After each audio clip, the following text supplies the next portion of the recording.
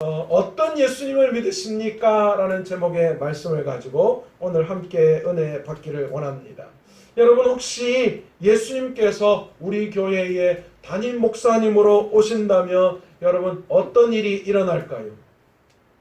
이쯤 되면 와우라는 소리가 나와야 되는데, 우리 교회에 예수님께서 담임 목사님으로 부임하신다. 그러면 정말 우리 마음속에 와우라고 하는 그런 외침이 일어날 것입니다. 내 삶의 모든 문제가 해결되어지고 기쁨이 충만하고 사람들이 벌떼같이 몰려들어서 교회가 인산인해를 이루지 않을까? 여러분, 생각만 해도 좋지 않습니까? 예수님이 여기에 딱 제자리에 쓰셔가지고 저는 뒤에 막 꽁지에 붙어가지고 예수님의 얼굴을 보고 예수님의 입의 말씀을 듣는다는 것, 얼마나 영광인지 몰라요. 그런데 여러분, 복음서를 잘 읽어보시면 전혀 그렇지 않았다라는 것을 우리는 알 수 있습니다. 예수님께서 이 땅에 인간의 모습으로 오셨습니다. 그래서 온갖 병자들을 고치시고 놀랍게도 오병이어의 기적으로 많은 사람들을 먹이셨습니다. 많은 사람들이 벌떼같이 예수님을 따라왔습니다. 그리고 예수님을 왕으로 모시려고 예수님을 왕으로 세우기 위해서 애쓰는 모습을 보였습니다. 그러나 예수님께서 입을 열어 말씀을 전하시기 시작할 때에 어떤 일이 일어났습니까?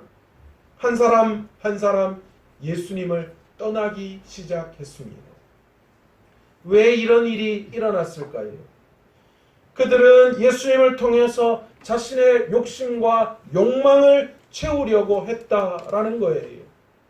당시 예수님을 추종했던 많은 사람들은 예수님을 유대인의 왕으로 모셔놓고 자기가 한 자리 차지하려고 했던 그런 욕심과 욕망의 마음으로 가득했습니다.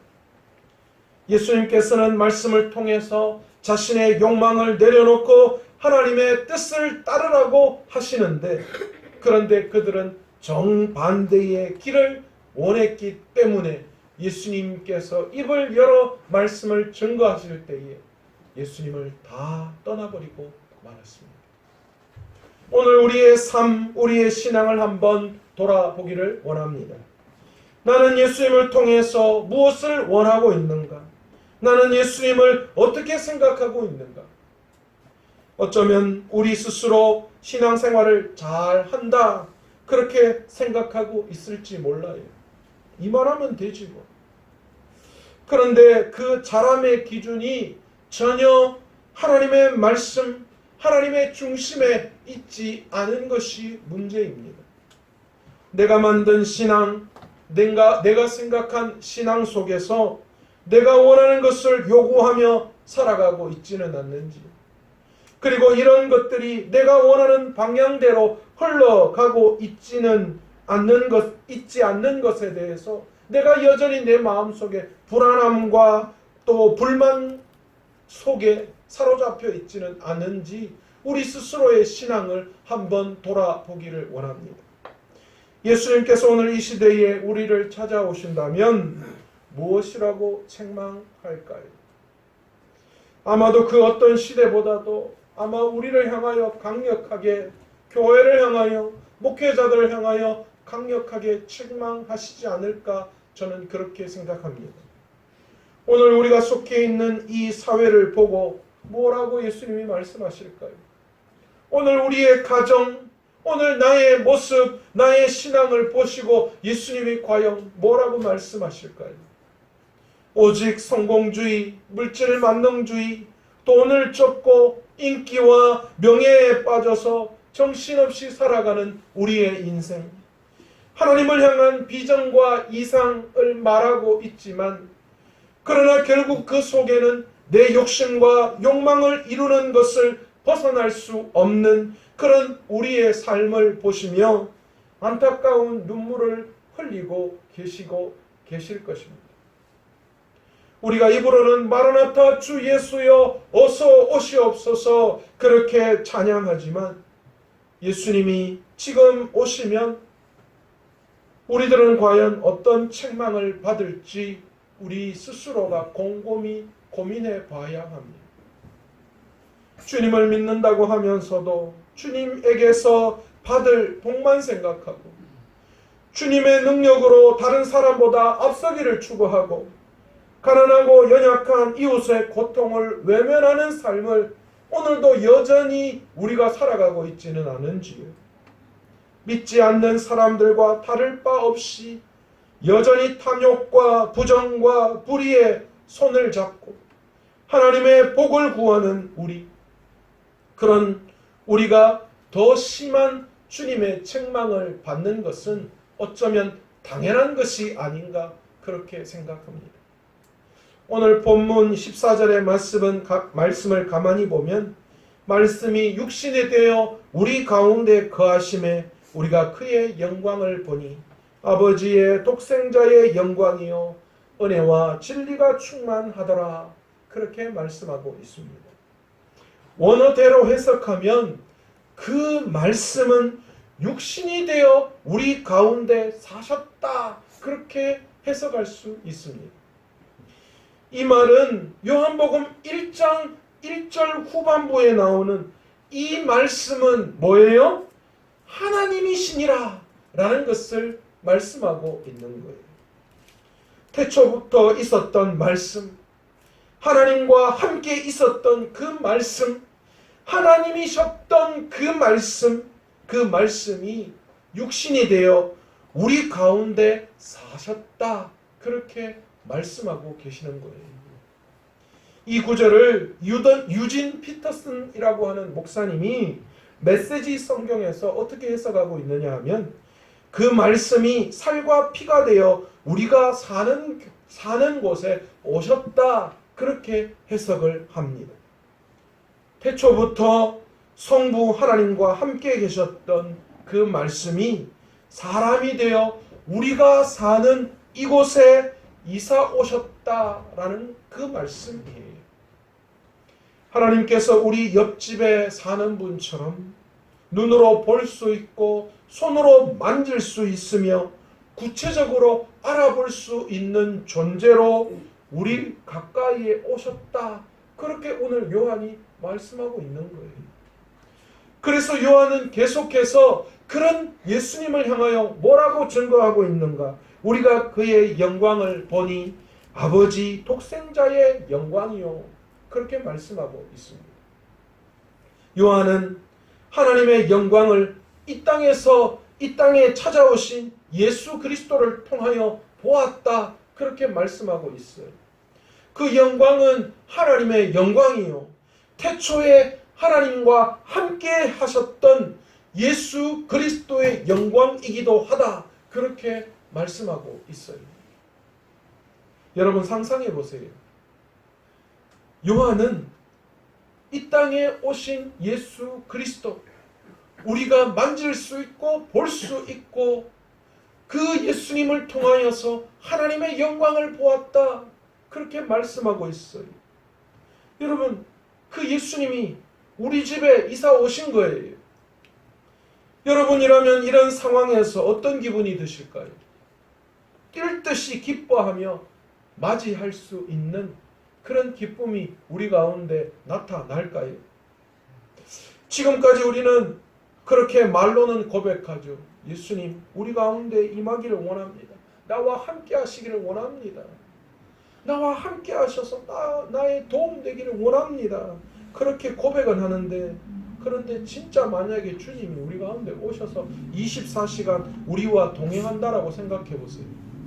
물론 주님의 성령께서 우리와 함께 하십니다. 그런데 그 성령님께서 눈에 보이는, 오늘 요한이 이야기하신 것처럼 눈에 보이는 예수님, 만져지는 예수님으로 우리와 함께 하셔서 24시간 내 옆에서 동행하신다. 그렇게 생각하신다면 여러분 어떤 마음이 드시겠어요? 가끔 주일날 오전 예배 마치고 저희가 식사를 하는데 가끔 제 옆에 아무도 앉지 않으시려고 하시기 때문에 제 혼자 밥 먹을 때가 있어요. 제가 외톨이로 그렇게 밥을 먹습니다. 저와 식사하는 게 부담스럽대요. 권사님 오세요. 그렇게 이야기하면 목사님 밥 먹으면 부담스러워가지고 맛있게 못 먹는다. 제가 부담스러워요. 목사인 저도 부담스러운데 가끔 신방을 하면 난리가 나잖아요. 아우 제가 가정에 신방하겠습니다 그러면 묵은 때를 다 벗겨내야 집 정리하고. 그래서 어떤 남자 집사님은 목사님 우리 집에 신방 좀 자주 오세요. 우리 아내가 목사님 신방할 때마다 집이 달라져요. 집이. 그런 이야기 하시는 분 계셔요. 여러분 하물며 인간인 목사인 제가 가정에 방문하는 것도 이렇게 부담스러워 하시는데 예수님께서 우리의 삶 가운데 함께 오셔서 24시간 함께 하신다면, 그래서 우리의 일거수일투족을 보신다면, 그래서 우리의 속이 훤하게 예수님 앞에 다 드러난다면 여러분 기분이 어떠실 것 같아요? 우리 모두는 예수님을 믿고 사랑하며 따른다라고 이야기하는 사람들입니다. 그런데 그런 예수님과 24시간 함께 한다는 것이 부담스럽게 느껴진다라는 사실은 어쩌면 참 모순과 같은 이야기일 수 있습니다. 예수님께서 잠시 오셨다가 우리 안에 복만 빌어주고 가신다면 모두 다 반길 거예요. 대기업 회장이 어느 지사를 방문하면서 얼마 전에 그 추석에 그 S그룹의 모 총수가 그 해외 파견 나갔던 그 기업에 가셔가지고 그 가정에 아이들한테 핸드폰 다 주고 막 최신 노트북 다 주고 그래서 너무 좋았다 그런 이야기를 하더라고요.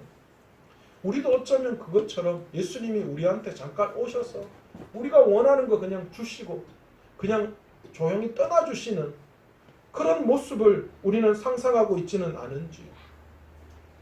그러나 우리 집에 오셔서 우리와 함께 하신다는 것은 주님 좀 부담스럽습니다. 그냥 복만 주고 가세요. 주님 그냥 내가 원하는 것만 그냥 주고 그냥 좀 가셨으면 좋겠습니다. 여러분 그렇게 우리가 생각하고 있지는 않습니다. 이 모순적인 사태를 통해 우리는 우리의 믿음에 심각한 잘못이 있음을 확인할 수 있습니다. 뭐가 잘못됐습니까? 우리는 예수님을 믿는다고 하면서 예수님을 통해서 이익만을 얻으려고 하는 태도가 우리 가운데 있다라는 거예요.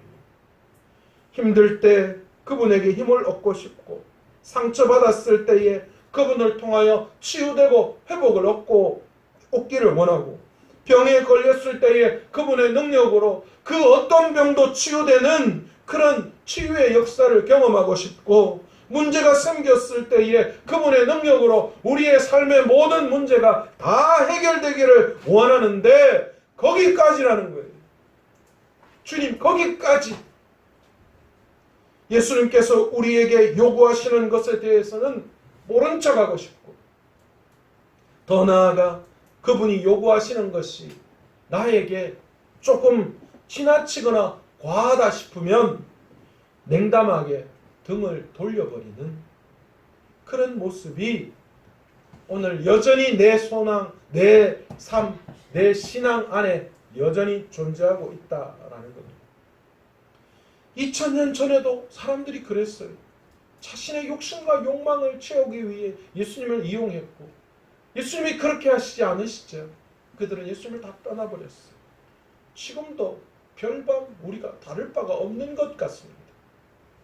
오늘 본문의 말씀 중에서 말씀이 되시는 하나님 아버지께서 이 땅의 인간의 모습으로 우리 집에 이사를 오셨습니다. 그런데 그분에게는 어떤 특징이 있었느냐? 요한은 그분이 은혜와 진리가 충만하다 그렇게 고백합니다. 지금까지 한국교회가 은혜를 강조했어요. 그런데 진리에 대한 강조가 약했어요. 여러분 은혜가 뭡니까? 하나님께서 우리를 사랑하셔서 우리를 위해서 베풀어 주신 사랑의 모든 것, 하나님의 도우심, 하나님의 힘, 여러분 그것이 은혜잖아요. 그러니 우리는 진리는 외면하고 하나님께서 우리의 삶에 베풀어 주신 그 사랑, 그 힘, 그 도우심, 그것만을 우리가 너무 강조하다 보니까 여러분 그 은혜가 싸구려가 되어버렸어요.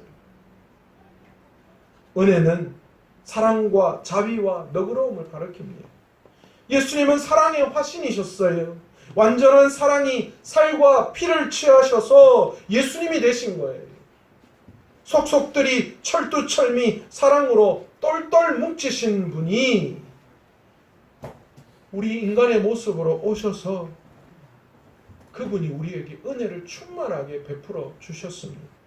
하지만 그것이 전부가 아니었습니다. 은혜와 뒤엉켜 붙어 있는 또 다른 요소가 하나 있는데 그게 뭐냐면 진리였다라는 겁니다. 예수님은 사랑의 화신인 동시에 진리의 화신입니다. 그래서 그분을 가리켜 그 말씀이라고 이야기하십니다. 모든 진실한 것, 참된 것, 바른 것, 의로운 것, 그것이 그분 안에 충만했다라는 거예요. 따라서 예수님을 믿는다는 것은 하나님의 사랑을 경험하고 그 사랑의 능력으로 살아가는 것이며 동시에 그분의 진리를 깨닫고 그 진리를 따라 살아가는 것이 되어야 하는 겁니다. 예수님을 닮는다는 말은 그분처럼 사랑하는 것인 동시에 그분처럼 진실하게 바르게 의롭게 참되게 살아가는 것이기도 합니다. 이해력이 짧은 우리에게 은혜와 진리가 따로 분리된 것 같이 그렇게 보이지만 실은 은혜와 진리는 하나입니다. 은혜가 없는 진리는 율법주의가 되는 거예요. 우리가 올바른 것을 이야기하는데 하나님의 사랑이 빠져버리면 그것은 율법주의예요. 반대로 진리가 없는 은혜는 눈먼 사랑에 불과하다라는 거예요. 주님은 우리에게 사랑을 베풀어 주십니다. 우리가 기도할 때 하나님은 반드시 우리에게 응답해 주시는 분이세요. 무엇인가 필요할 때에 그 필요를 채워주시는 분이시기도 합니다. 그런데 우리가 그것을 얻어가지고 그것을 어떻게 사용하느냐에 대해서 하나님은 아무 관심도 없으신가? 그렇지 않다라는 거예요. 우리 주님은 절대 그런 분이 아니십니다. 은혜와 진리가 충만한 예수님을 믿는 우리라면 아무리 은혜로 살아간다 하더라도 반드시 진리 안에서 말과 행동이 드러나야 하는 거예요. 예수님께서는 이미 그 시대에 오늘을 예견하신 것 같습니다. 은혜만 강조하고 진리를 외면하는 사람들에게 예수님께서는 산상설교를 통하여 뭐라고 말씀하셨는가? 나더러 주여 주여 하는 자마다 다 천국에 들어갈 것이 아니요 다만 하늘에 계신 내 아버지의 뜻대로 행하는 자라야 들어가리라. 여러분 주님의 말씀을 귀 기울여 드려야 합니다. 우리는 스스로 믿음을 돌아보면서 적어도 이런 질문을 우리 스스로에게 던질 수 있어야 합니다. 나는 어떤 예수님을 믿고 있는가? 나에게 예수님은 어떤 분이신가? 예수님을 믿는다고 고백하면서도 많은 사람들이 정작 예수님을 믿는 것이 아니라 자신이 만든 예수님을 믿고 있을 경우가 너무나도 많이 있습니다. 이것은 예수님을 믿는 것이 아니라 자신이 만든 예수라는 우상을 믿는 것과 같습니다. 모세가 시내산에 올라가서 하나님의 계시의 말씀을 들을 때에 모세가 드디 내려오자 이스라엘 백성, 시내산 밑에 있는 이스라엘 백성들이 불안에 떨기 시작했어요. 그래서 아론에게 뭘 이야기합니까? 모세가 안 내려오니까 우리에게 보이는 하나님을 보여달라. 그렇게 이야기합니다. 그래서 아론이 뭐합니까? 금 귀고리를 취해서 불에 던져서 금 조각을 만들어 조각해서 송아지 우상을 만듭니다. 그리고 그것을 뭐라고 이야기한 줄 아십니까? 하나님이라고 이야기합니다. 여러분 그들이 우상을 섬긴 게 아니에요. 다른 우상을 만든 게 아니라 하나님이라고 하는 금송아지 우상을 형상화시켜서 만든 거예요. 하나님을 섬긴다고 이야기하면서 금송아지를 섬긴 거예요. 무슨 말이에요? 오늘 이 시간 우리도 마찬가지 아닙니까? 예수님을 믿는다고 하면서 자기 믿고 싶은 대로 예수라는 형상을 만들어 놓고 그것이 예수님이라고 이야기하며 그 예수를 섬기고 있는 우리의 신앙이 아닌지 오늘 이 시간 우리의 신앙을 돌아봐야 합니다. 예수님에게 가득했던 은혜와 진리 중에서 진리만 외면하고 은혜만을 찾는다면 우리는 예수라는 우상을 만들어 섬기는 이스라엘 백성들과 다를 바가 없다라는 겁니다. 성경에서 말씀하시는 예수님을 배우고 섬기는 것이 아니라 도리어 주님께서 자신을 섬겨주기를 기대하는 우리의 신앙에서 벗어나야 합니다. 예수라는 이름을 붙인 우상을 만들어서는 결코 안 됩니다. 여러분은 정말 은혜와 진리가 충만한 예수님을 믿으십니까? 아니면 여러분이 스스로 만든 예수라는 우상을 오늘 이 시간 우리가 믿고 있습니까? 얼마나 많은 사람들이 교회를 들락거리면서 단편적으로 들은 것을 가지고 내가 예수를 안다, 내가 신앙생활 이만큼 하고 성경을 이만큼 읽었으니까 예수를 안다, 내가 직분을 가졌으니까 예수를 안다 라고 이야기하면서도 정작 정말 예수님을 믿지 못하고, 내가 예배는 드리지만 정작 말씀하시는 예수님을 제대로 깨닫지 못하고 내 마음대로 내가 원하는 대로 예수님을 만들어 놓고 그 예수님을 추종한다면 우리는 우리가 만든 예수라는 우상을 추종하고 있는 것과 다를 바가 없다라는 겁니다. 그런데 예수님에 대해 제대로 알려면 육신을 입고 우리 중에 드러나는 모습과 지금도 우리 중에 역사하시는 그분의 임재를 모두 다 알아야 한다는 거예요. 그럴 때 우리는 그분이 누구이신지를 깨닫게 되고 그분 앞에 온전히 머리 숙일 수 있게 되는 겁니다. 두 번째로 우리는 나는 제대로 믿고 살아가고 있는가? 라는 질문을 우리 스스로 날마다 던져야 합니다. 제대로 믿는다는 것은 내 집안에 그분을 모셔드려 함께 더불어 살아가는 것을 말하는 겁니다. 믿음은 마음으로 깨닫는 것이기도 하고 머리로 아는 것이기도 합니다. 그러나 몸으로 살기 전에는 제대로 된 믿음이라고 이야기할 수 없습니다. 내가 아무리 성경을 많이 읽는다 하더라도 그 읽은 성경이 내 삶을 통하여서 제대로 증명되어져 나오지 않는다면 여러분 그것은 내가 제대로 믿는다라고 말할 수 없어요. 오늘 이 시간 제가 설교를 준비해서 여러분에게 말씀을 전했습니다. 여러분이 그 말씀을 들었습니다. 그런데 여러분 이 말씀이 여러분의 것이 되기 위해서는 여러분이 한 주간의 삶을 통하여 그 말씀대로 순종하며 살아가야지 그 말씀이 여러분의 것이 될 수 있는 겁니다. 그 말씀대로 살아가지 않는다면 이 말씀은 저의 말씀이고 저 또한 이 말씀대로 살아가지 않는다면 저 또한 이 말씀이 내 말이 되는 것이 아니라 이 빨린 말이 될 수밖에 없다는 거예요. 주님께서는 우리와 함께 더불어 살기를 원하십니다. 주님께서는 그 뜻을 아주 명확하게 표현하셨습니다. 볼지어다 내가 문 밖에 서서 두드리노니 누구든지 내 음성을 듣고 문을 열면 내가 그에게로 들어가 그와 더불어 먹고 그는 나와 더불어 먹으리라. 문을 두드리고 있다라는 이 말은 헬라어로 이야기하면 현재형입니다. 여러분 헬라어의 현재형은 영어로 이야기하면 현재 진행형입니다. 어떤 일을 계속할 때에 이 시제를 사용하잖아요.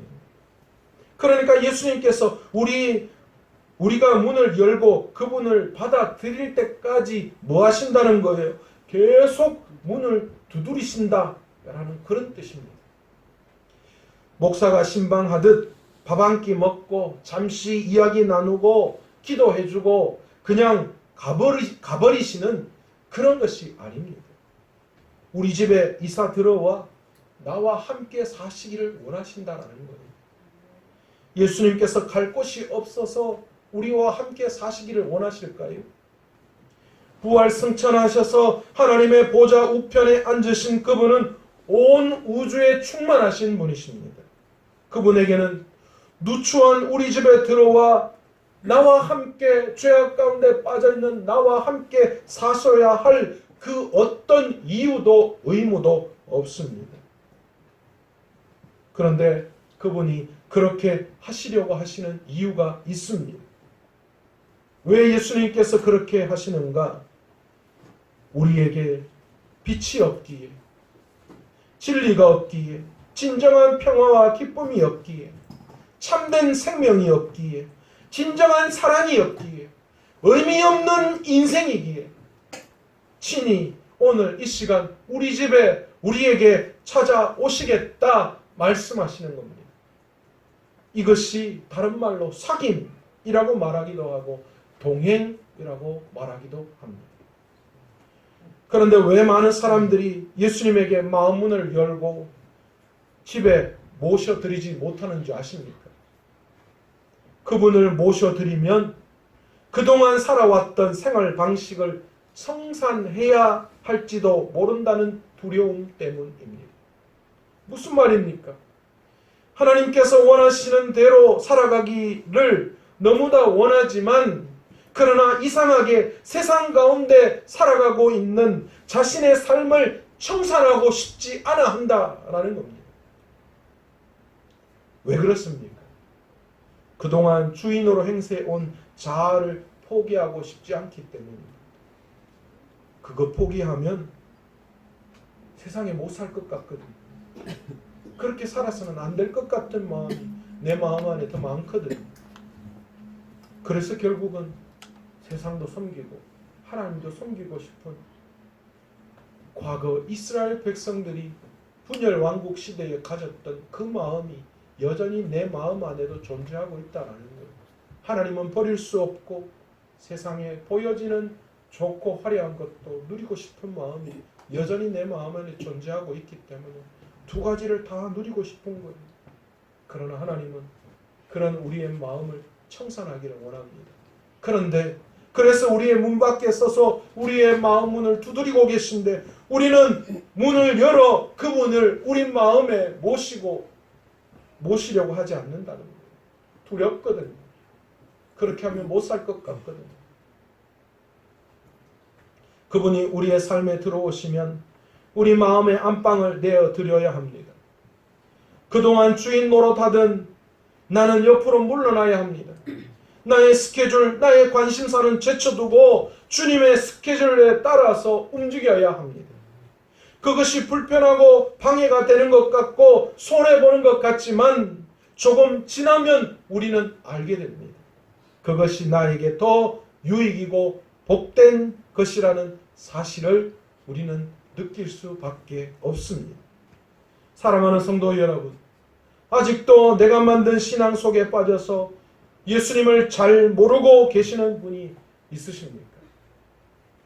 주님의 뜻대로 동행하기를 원한다고 해놓고 여전히 주님을 우리의 삶의 문 밖에 세워놓고 모실까 말까 고민하는 그런 삶을 살아가고 계시는 분이 계십니까? 혹은 여러분 중에는 주님에게 문을 열고 모셔드리기는 했지만 여전히 여러분 자신이 안방을 차지하고 주님은 지하실 모퉁이방, 그냥 아무도 쓰지 않는 그런 방에 모셔놓고 계시지는 않으십니까? 그건 예수님을 모신 것이 아니라 예수님을 세든 사람 취급하는 거예요. 그래 놓고는 집 앞 문 커다란 팻말에 뭐라고 그렇게 써놓은 줄 아십니까? 우리 집에는 예수님이 사십니다. 우리 집에는 예수님이 주인이십니다. 그렇게 행세하고 있는 거예요. 주님은 저 지하 단칸방 쓰지 않는 방에 모셔놓고 우리 집은 예수님이 사는 집입니다. 우리 집은 예수님이 주인이십니다. 그렇게 행세하는 거예요. 여러분의 상황이 어떻든지 더 이상 미루지 마시고 문을 여시고 마음의 안방에 주님을 모셔드리시기를 간절히 축원합니다. 이제 나는 죽었다 포기하시고 그분을 모셔드리기를 원합니다. 그렇게 사는 것이 처음에는 정말 불편할 것입니다. 내 삶이 벗겨지는 것 같고 내 추악한 죄악된 습성이 낱낱이 예수님 앞에 드러나게 될 것입니다. 엄청난 부끄러움과 창피함이 나를 괴롭힐 것입니다. 좋지 않은 행동들, 생각들, 세상적인 부분들이 어디론가 숨겨지지 않고 그대로 드러나는 것 때문에 너무나도 힘들고 어렵고 불편하고 창피하고 부끄럽고 그런 일들이 여러분에게 있을 것입니다. 하지만 그 불편함, 그 부끄러움, 그 창피함을 견뎌내고 나면 그것과는 비교할 수 없는 기쁨과 평안과 행복을 저와 여러분이 경험하게 될 것입니다. 주님과 함께 살아가면 병든 자아를 만족시키고 병든 자아가 이끄는 대로 살아가면서 즐겼던 기쁨과 행복이 얼마나 자신의 영혼과 삶을 망가뜨렸는지 깨닫게 될 것입니다. 마치 자신의 몸이 망가지는 것을 알면서도 자꾸만 인스턴트 식품을 찾는 것처럼 말입니다. 동시에 주님과 함께 사는 것이 점점 좋아집니다. 그래서 주님과 마주칠 기회를 일부러 자꾸만 만들게 돼요. 주님과 함께 살아가면, 그리고 주님이 내 집의 주인이 되시면 주님과 마주칠 기회를 일부러 자꾸 만들게 되는 거예요.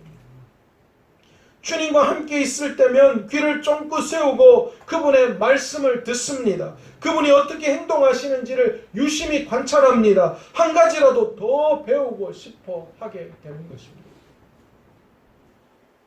그러는 중에 자신에게서 부정한 욕심과 욕망이 빠져나가는 것을 느낄 것입니다. 부정한 생각과 헐뜯는 말이 추하고 불편하게 느껴지게 될 것입니다. 과거에 그렇게 즐겨왔던 것들이 점점 싫어지고 권태로워질 것입니다. 이웃을 대하는 태도가 달라지고 내 말과 생각이 달라지고 돈을 쓰는 씀씀이가 달라지고 돈을 써야 할 방향성이 달라지게 될 것입니다.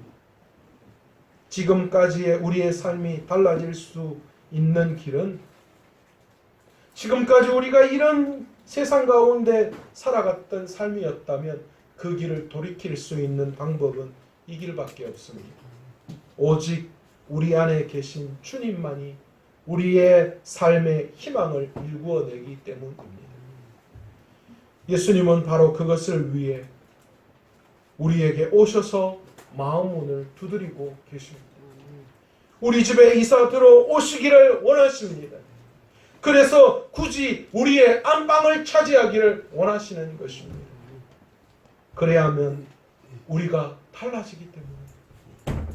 부디 저와 여러분, 우리 모두가 다 우상 같은 예수님이 아니라 은혜와 진리가 충만한 예수님을 믿되 마음의 안방에 주님을 모셔드리고 매일 생하며 매 순간의 삶을 살아갈 수 있는 저와 여러분 되시기를 간절히 축원합니다. 그것이 우리가 살 길이에요. 그것이 이 땅에서 진정한 평화를 얻는 길입니다. 오늘 이 시간 내 삶에 오셔서 내 주인 되신 주님으로 말미암아 진정한 평안과 기쁨을 얻을 수 있는 저와 여러분 되기 위해서 기꺼이 주님을 내 집의 주인으로 모실 수 있는, 그리고 또한 은혜와 진리가 충만한 예수님을 믿을 수 있는 저와 여러분 되시기를 간절히 축원합니다.